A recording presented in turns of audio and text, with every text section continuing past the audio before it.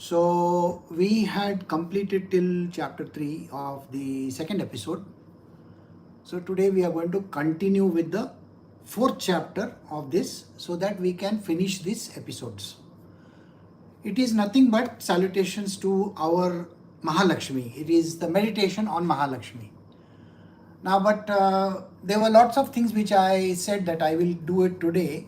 Like say for example, these asuras that are there in our world, which as we have seen, they got killed in the last episode. So who are these asuras and what exactly do they mean? So I had said that if I get a chance tomorrow, I will speak. But today's satsang is going to be a very small one. So let me just give you an understanding of the subject. Now, there were lots of names which were thrown about. See, please understand, every name, every asura that we are talking about, the asura is not some demon outside who has got some fangs over here and has very big hands and is going to eat up something like that. These are all fantasies. We represent them like that. Even people of science, they make fun of these kind of things, saying that, oh, how can you have an asura like this and how can you have a demon like this? We have never seen anything on the earth like this. So naturally, there must be some spiritual explanation for this. So we are going to understand a few of them, not all. I cannot have the explanation for all of them. So the demons, who are they? And what do they actually mean? Okay, now let us say, for example, there is a demon called Chamara. Now, what is a Chamara in a human being? Remember, these demons are actually your own enemies, your own weak points. You have weak points in you. And what are those? Chamara. You know, when you keep on doing the same thing over and over and over again, some wrong, and you are always told, don't do this, don't do this, don't do this, don't do this, don't do this. It's continuation. We keep on saying, like say for example, you tell a person that don't say these words. You know, you have heard people speak some bad mouth some words, and you tell them, don't say that. So what does the person say? Okay, I will not do, but does it exactly. And then finally, when you tell this person, see, you are doing this on a continuous basis. Why are you not understanding? He says, what am I supposed to do? I don't know what I'm supposed to do. It's okay, does not matter. And he accepts this. It is called becoming thick-skinned. Have you heard of these thick-skinned people? You can tell them anything, you feel like they will never listen. So one of these evil propensities is called thick-skinned. Human beings become thick-skinned. They don't want to hear and they don't want anybody correcting them. Then there are others. Durmukha. Basically, when you say something to someone, like you're trying to correct them, immediately, there is a repercussion in their own mind and they say, what does this person think of himself? I don't give a damn to this person. And goes and badmouths you everywhere. Oh, this Guruji, what does he think of himself? I don't know. He keeps on talking like this and he himself talks in a, language like that. Oh, really? So you keep on badmouthing a person. Okay? So this is how the next one word. Then, now suppose you corner somebody, okay, and you say, no, see, you have done something wrong. We keep on saying these words and the person feels very small and is cornered and feels very distressed about it. Oh my God, what am I going to do? I don't know how I'm going to get out of this situation. This situation which you are in, everybody goes through this. It's like you need somebody to help you. And you feel so small that nobody is going to help you. What is this all about? We are in a distressed condition. All right. Now, hurling abuses at people. We hurl abuses at people like nobody's business. That is also there. Now, this, and sometimes human beings have this, the way we look at other people. So when you look at the word ugra means like ugly looking. We behave in this manner. Whenever somebody you don't like comes, in front of you. Have you done this before or no? You like to scrunch your face and you like to make some kind of face. I love to make faces, see? So, making faces. The idea that somebody is not good, you convey meaning to someone else, or we want to express ourselves. These are our demons. What is the best thing for a person to do? To be quiet, to become placid, to become completely peaceful. When you are peaceful, does your face crunch? Does it do like this? No. Have you noticed there are lots of people in this world, even while doing meditation, they make all kinds of weird faces. That thing comes up. Why? Why are you stressing? Stress is not right. When you are doing meditation, you don't need it. But human beings love to show that. So there are those people. Then there are lots of, bravado, false bravado. I can do this, I can do this. Whereas actually in the heart of heart, these people are afraid of everything. Fear is the main key over here. But the false bravado is, I can go and talk to the principal. Okay, I can say this one. No, sir. Most of the people are afraid. When there is a person of authority to go and stand in front of them, they will pee in their pants. Have you noticed? Everybody is scared. So these are so-called demons, so-called potencies which are evil potencies, which are not good for us.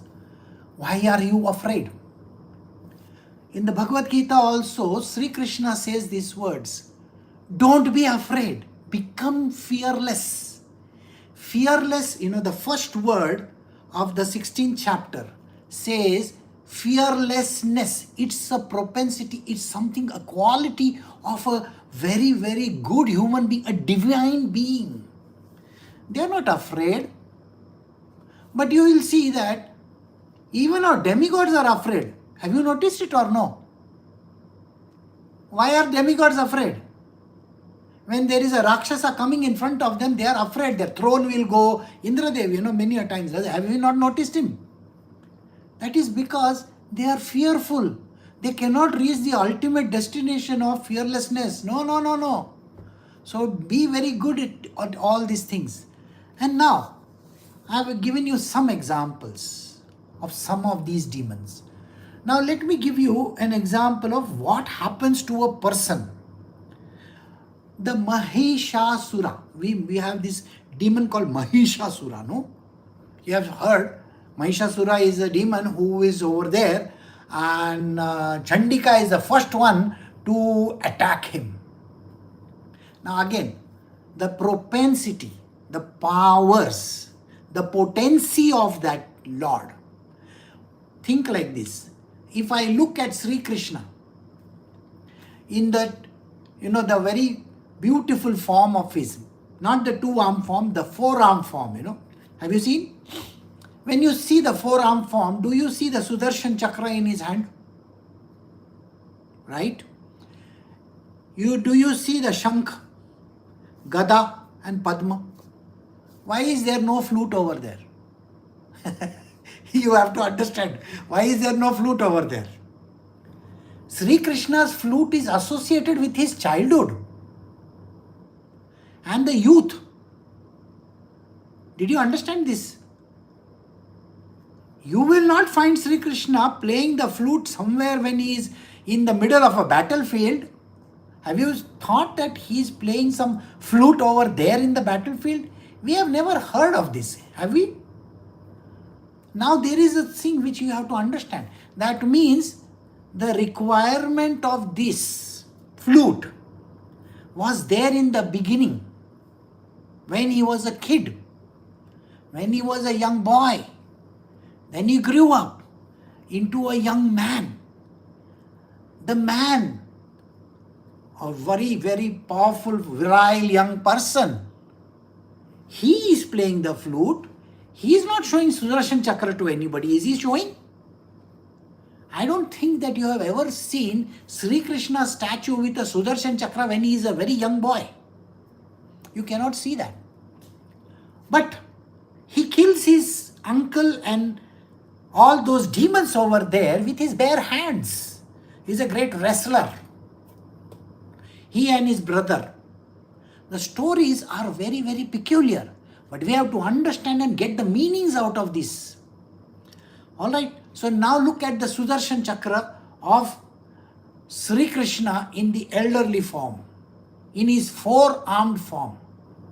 What does it signify to us? It signifies that there is a potency in his finger over here. The potency is in the finger over there. Representation is in the form of a chakra. Have you ever noticed it? We represent the chakra as a kind of an instrument. Shankha is shown as a shankha. Shankha, you know, I'm sure you know. Conch. See, no doubt about it, they all carried the conch with them.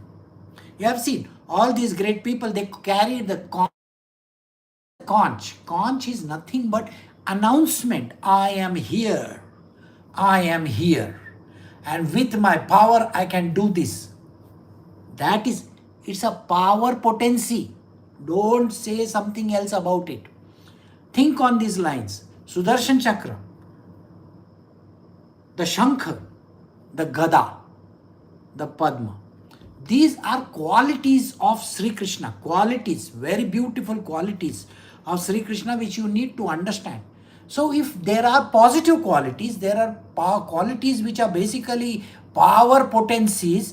If they can win wars and if they can do some good in this world, there will be evil potencies also in a human being, isn't it? So every human being has a power potency and a evil potency also. He can do evil in this world also. So which one do you want to go to? The good ones or the bad ones? You have to decide. That day, Veer was learning about Shreya and Preya, exactly like that. So we have to understand the good things and the bad things in this world. All these demons are the bad. That's why we all fight them, isn't it? Hiranyaksha, Hiranyakashyapa and Ravana and all that. Why? These are propensities. These are things which are there within us. So here we have Mahishasura, Asura, Asuric Shakti. We have the negative powers, the negative potency within a human being. The same potency can be used in both ways, good and bad, both the sides. Not necessary that you have to use it on the good side, it can be used as a bad one also. Okay? Like nuclear power. Today we have nuclear weapons. Is anybody bombing another country with a nuclear weapon? Nobody is doing that, isn't it? It is just a deterrent. I have the weapon, I can do it, but I won't do it. It is just a deterrent. It is just a power, projection of your power. Some idiot in the future may go and bomb another country. That is surely going to happen because the evil propensity sometimes takes charge.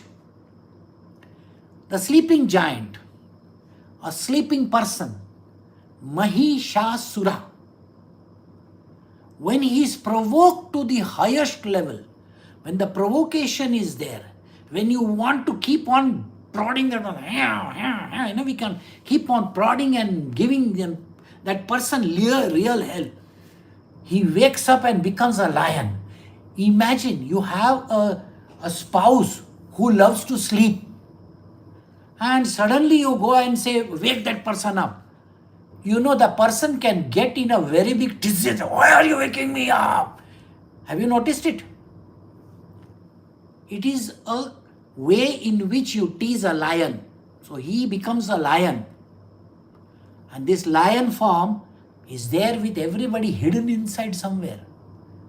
So this same lazy bone becomes a fierce person. Fierce.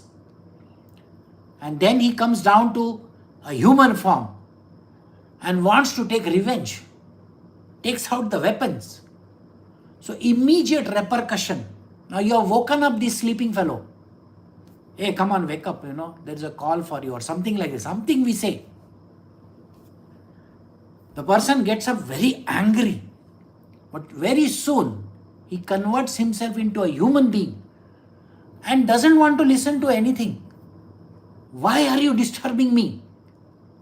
This is not done. Do I come and disturb you? Have I ever woken you up like this? This is literally like a fight back, argumentation. That is the weapon he removes out. He's got one sword, and this sword is for fighting purposes. Unnecessary fighting. And when you take care of that, then he becomes a regal person. You know how the regal person is? Today is a Saturday or a Sunday. Today is a holiday. I need my beauty sleep. You cannot tell me that I cannot sleep. I work really very hard outside. I earn money. You should not be disturbing you on a Saturday or a Sunday. Oh, he's become a regal person. He's like the elephant. He's like a person sitting on a mahout, sitting on top of the elephant. I am the great king of this land. I am the great elephant. You cannot do this to me.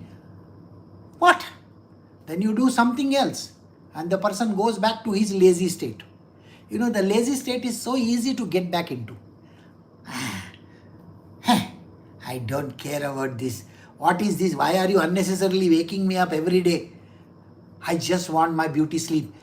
So he'll take that kambal on top of his head. Kambal means a blanket. And go back to sleep. This is how demons are. This is called the demonic propensity of a human being. So kindly don't think that there is some goddess or some demon out there, somewhere in outer space. They're fighting, ding, ding, ding, ding, ding, like that. No, please don't be under this impression. And there are some, how many millions of soldiers running and this and that. Oh, those soldiers are going to be running all over the town. You know what soldiers we are talking about? Every part and nook and corner of your body is experiencing that. Have you seen? Right from your, when you get up, how do you do? Do you get up and just like that? No. What do? You have to stretch yourself. Like this is how a person gets up. They are lazy and they become lazy and they are going to be lazy only. They don't get up and sit. There's a very simple thing which you person should know. Why is it important for human beings to immediately when the alarm rings at let us say 4:30, 5 o'clock, whatever time the alarm rings, it is important that the person sits in the bed, puts on the light. Do you know the reason for this? Science has proven that till the light doesn't hit your eye, the new type of neurotransmitters, there are things which go to zzz, all that zzz, energy. They are not created in your body. They won't get produced. But the moment the light hits your eye, immediately these are produced. Immediately, within millionth of a second, like that. And then they won't allow you to sleep. But if you are lying in bed and the light is off, and maybe our great friends are always, when the light is off, but they are still on with their phones. Ring, ring, ring, ring, ring, you know. No, no, no, no, no, no, no, no. Don't do that. You get up immediately, sit, put on the light, and be ready for the show. Got the point? So laziness will not come in you. But who is going to do that? Mahishasur is to be killed every year, isn't it?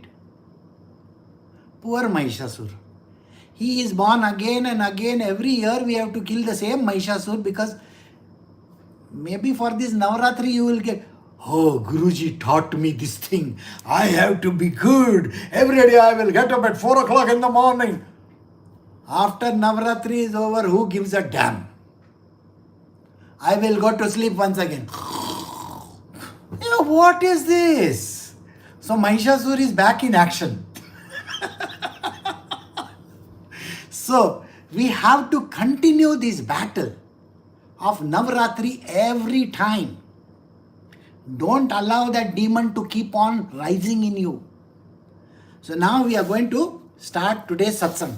I hope this was a little good explanation. So now today we will start with the explanation. So the next chapter. So we are doing 4th chapter. The sage continued. When the most valiant and the wicked Asura and the army of the enemies of gods was slain by the goddess, the host of gods headed by Indra lauded her. Their necks and shoulders bowed in salutation and their bodies charming with horripilation of delight. All this world has been pervaded by the goddess through the soul force which has embodied itself in the form of the joint forces of the entire host of gods. To her, the mother, worthy of worship by all the gods and seers, we bow in devotion. May she arrange for us auspicious things. The infinite Lord, Brahma and Shiva, cannot adequately describe her unparalleled glory. May she, Chandika, be pleased to give thought to the protection of the entire world and to the destruction of the fear of evil.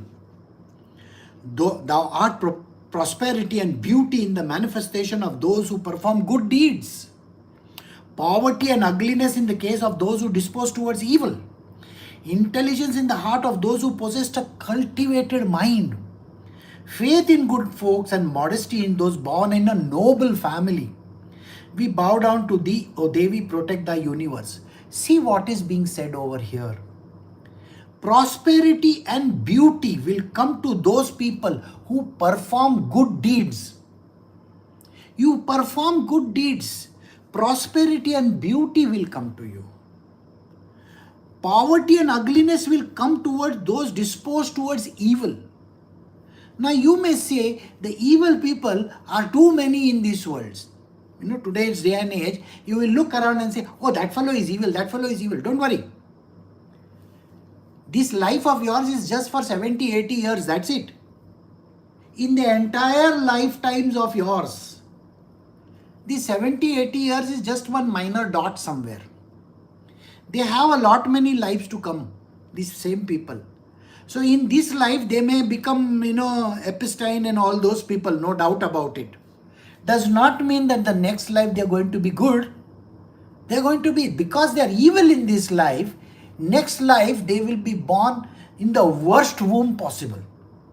And they have to go through the most difficult times of all. So poverty and ugliness will come to them. Now here a question may arise. Why is poverty in some people around me and ugliness also? Answer the question yourself. What these people must have done in their previous life. That is why they are poor today. That is why they are ugly today. I hope you get that answer. Because if you are doing good deeds today, it is going to be like a bank deposit, You are putting some deposit in the bank for future purposes, correct? So for future use, this is, when you do good in this world, it is for today. No, it is for our future lifetimes. Doing good, you will reap good benefits in the future.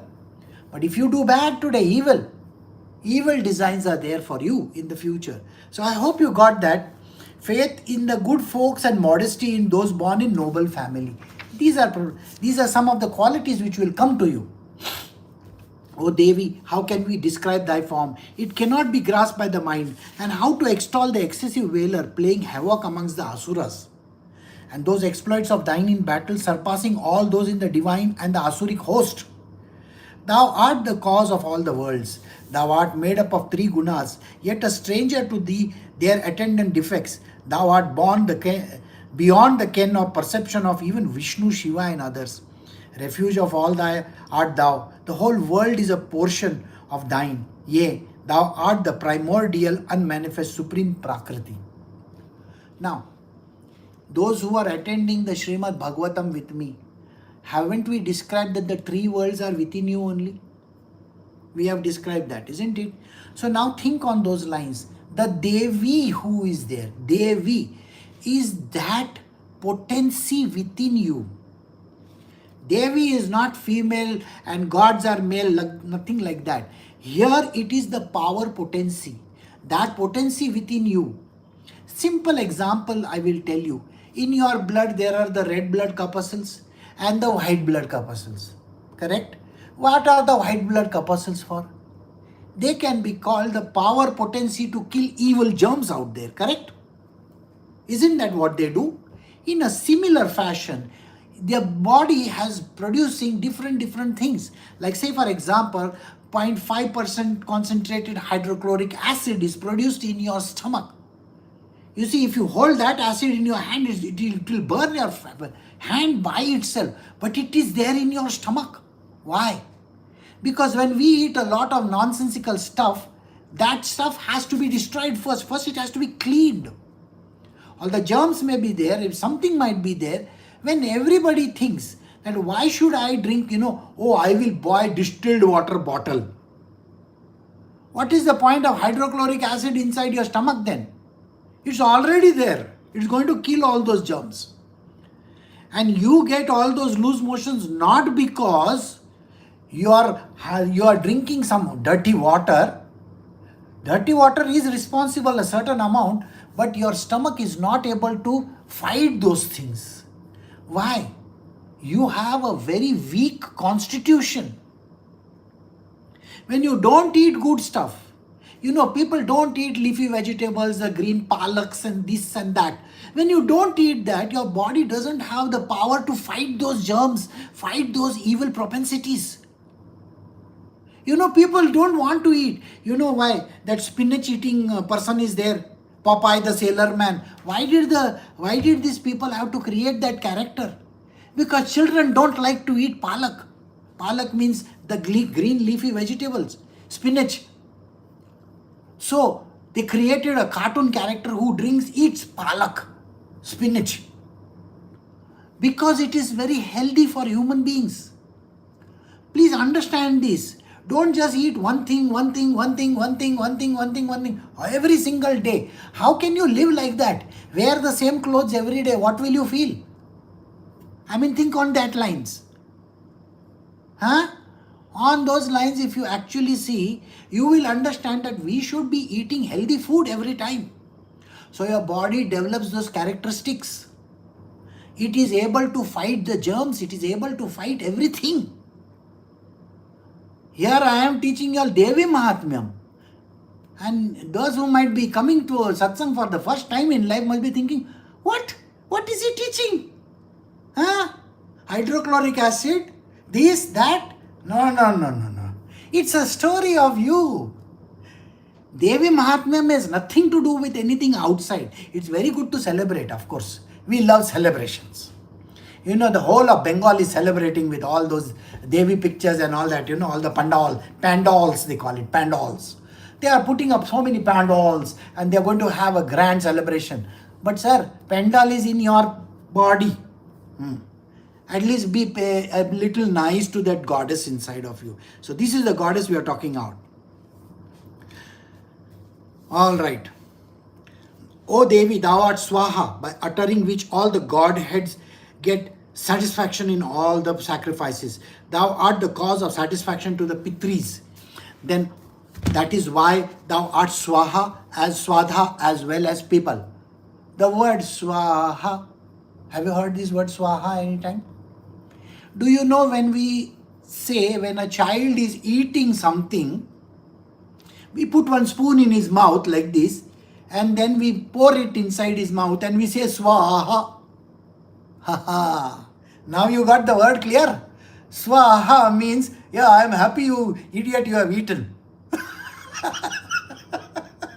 So we loved saying that.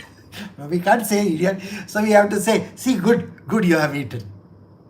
So swaha, oblation into the fire. Put the oblation into the fire, going inside. And the gods are going to be happy. Why? Inside your stomach is going to be happy, your tongue is going to be happy, the food inside the gullet and everything, they're very happy. Wow, nice food has come to us. Right? All those billion, trillions of, beautiful creatures inside your stomach. The flora and the fauna, they're just waiting. Wow, good stuff coming our way, good stuff coming our way. Have you noticed it? This is what happens even to the bees. The bees, they take the nectar. They don't take the honey. Okay? They take the nectar. Their stomach say, wow, nice nectar has come. Now let me convert it into honey. So did you get the point? So when this food goes inside your mouth, it goes inside the stomach and it becomes like honey. Got it? See, there are beautiful things in this world which we have to understand. Understanding is missing in our world. So yeah.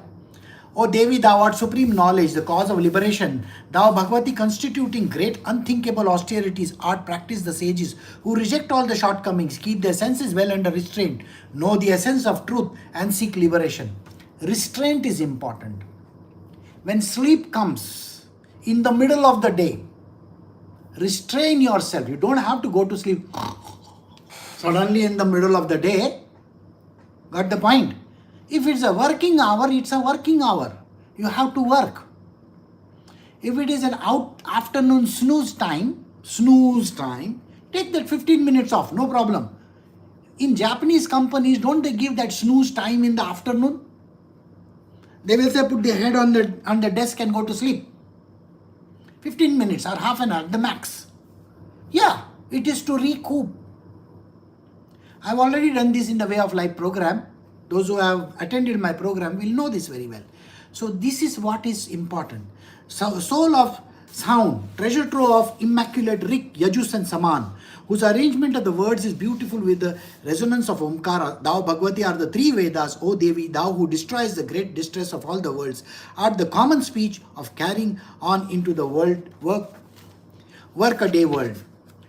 O Devi, thou art verily Gauri, established by the moon called Shiva. Lakshmi, who has taken abode solely in the heart of Vishnu, the enemy of Kaitaba. Saraswati, the intellect, knowing the essence of all the Shastras. Durga, seated unattached, the boat of crossing the unfoldable sea of existence. So these goddesses are described over here. You have seen that there is Lakshmi. Lakshmi is sitting where? Lakshmi is always sitting onto the, at the feet of Mahavishnu. Have you noticed it or no? She is the prosperity. She is that, the goodness in everyone. All that is there in her. Then we have, then we are saying, the solely the heart of Vishnu, the enemy of Kaitaba. Saraswati, the intellectual knowledge. Saraswati is meant for knowledge purposes. And Durga, she is unattached. What is Durga meant for? See, when we talk of Durga, what is Durga for? Durga contains all the power potencies of all the gods. Have you noticed it or no?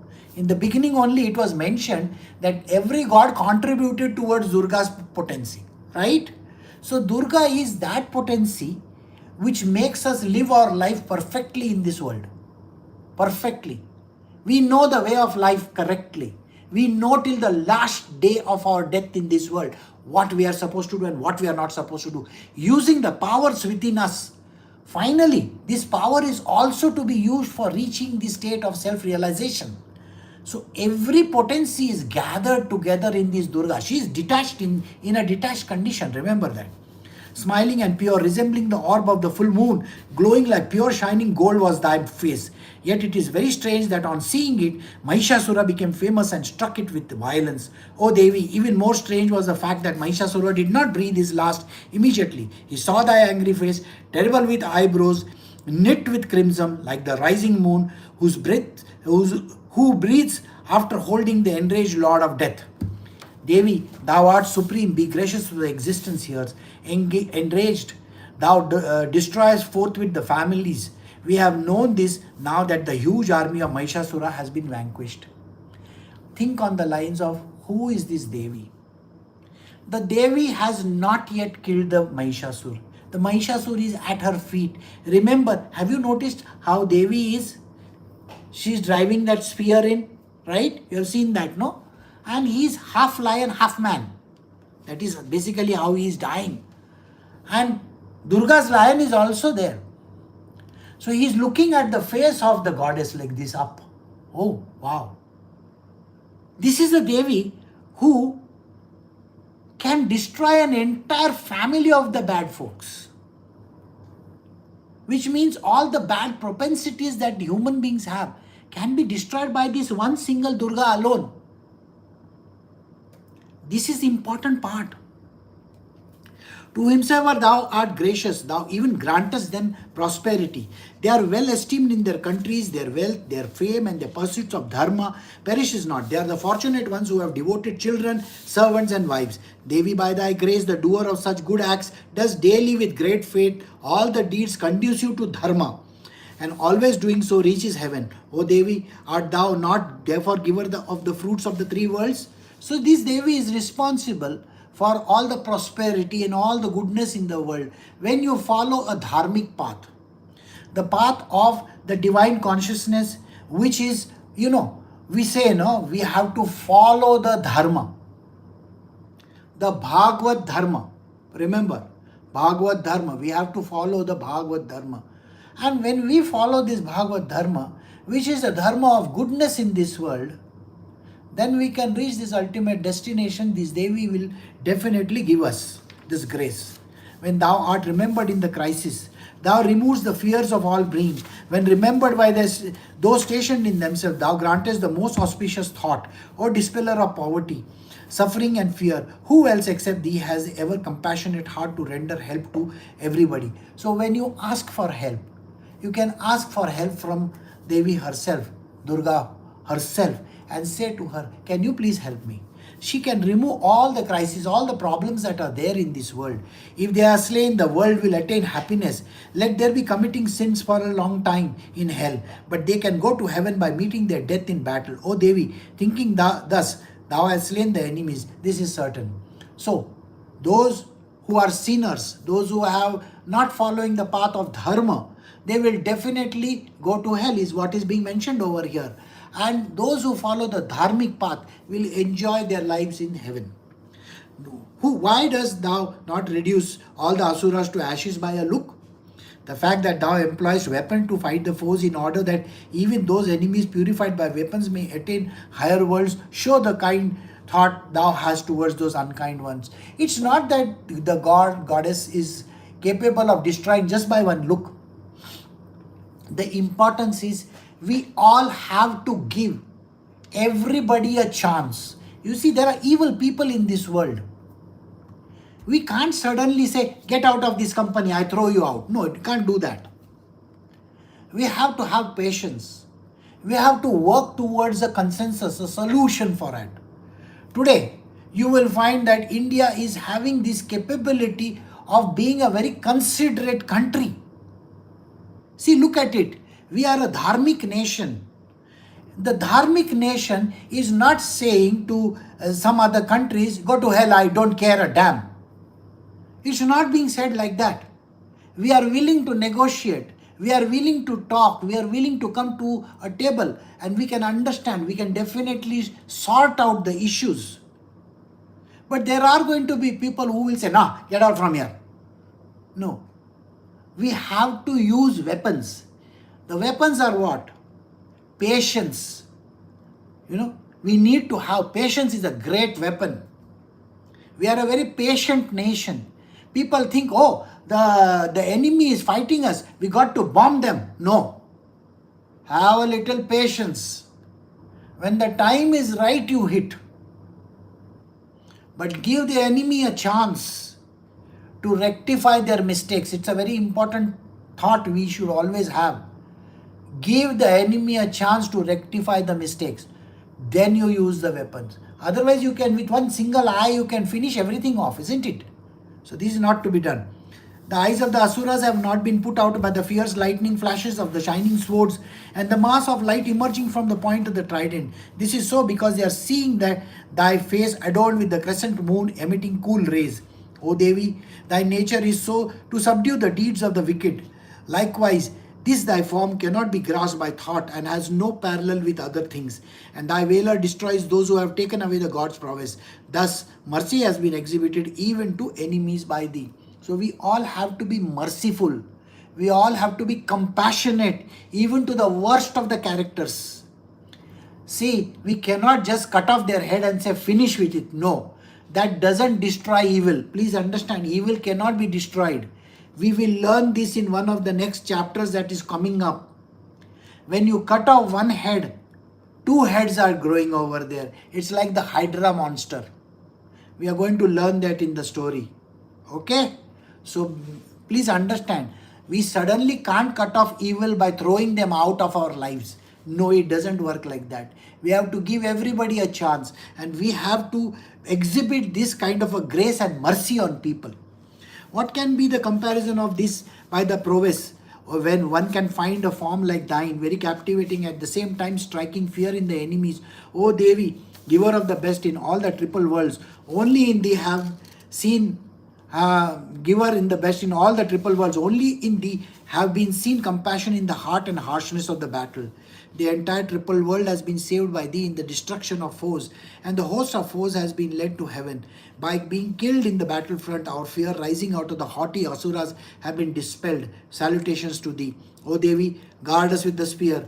Mother, guard us with the sword. With the ring of thy bell, guard us with the twang of the bowstring. Protect us in the east, in the west, Chandika, protect us in the south, Ishwari, likewise in the north, whirling thy spear.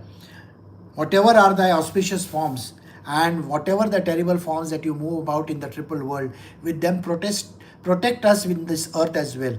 Mother, protect us from everything with whatever weapons thy tender hand contact, the sword, the trident, the mace, and the like. The sage said, thus the upholder and the sustainer of the worlds was lauded by the gods and worshipped with the flowers produced by in the garden Nandana and with the fragrant sandal paste. She was offered with the devotion of all the gods the divine incense. Gracious and benign in countenance, she spoke to all the gods. Bowing in salutation, the goddess said, let the gods choose whatever they desire from me. The gods said, thy eminence has done everything. Nothing is left to be done, as our enemy Mahishasura has been killed. Great goddess, if the boon has to be conferred on us by thee, whatever we think of thee, whenever we think of thee, destroy our great sufferings. Mother of immaculate face, whosoever is the mortal who praises thee with thy louds, may thou who art gracious to us, so to him for the plenitude of knowledge, growth, glory, and among the opulence in wealth and household comforts like wife, etc. The sage said, the king thus propitiated by the gods for the sake of the world and for their own sake, Bhadrakali said yes and vanished. Co-protector of the earth, so far has been said how the goddess desired the wheel of the three worlds was born long ago from the bodies of the gods. Again, how, as a helper of the gods, she manifested out of Gauri's body for the protection of the world and for the destroyer of the wicked Asuras as well as Shumba Nishumba. I shall relate, listen to it, I shall tell it as it happened. Reem Om. Here ends the fourth of the Devi Mahatamyam in the Markandeya Purana during the period of Savarni, the Manu. So we have come to the end where all the gods are thanking her for all the beautiful things that she has done, killing the demons. And now I will hand it over to Rajma to give the explanation.